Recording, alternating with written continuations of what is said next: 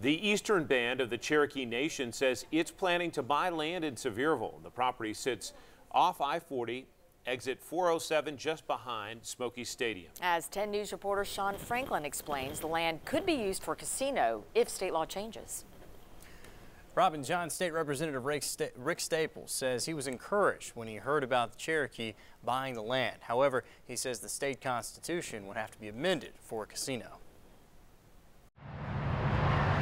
Exit 407 at I-40 has long been known as a busy entrance to the Smokies.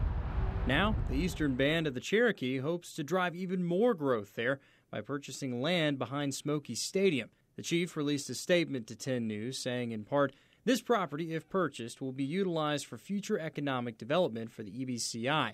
The location of the property lends itself to many possibilities for economic diversification for the eastern band, and I am excited about this opportunity.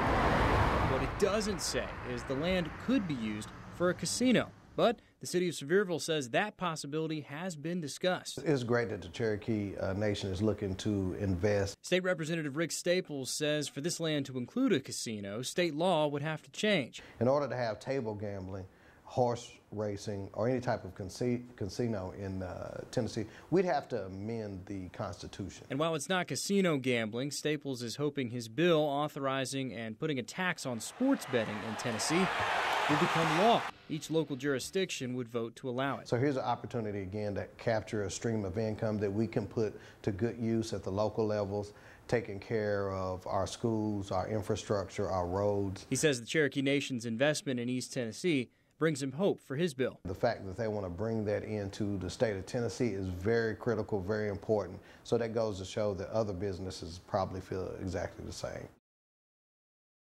Sevierville wants to be clear. The Cherokee Nation isn't necessarily banking on building a casino on that land.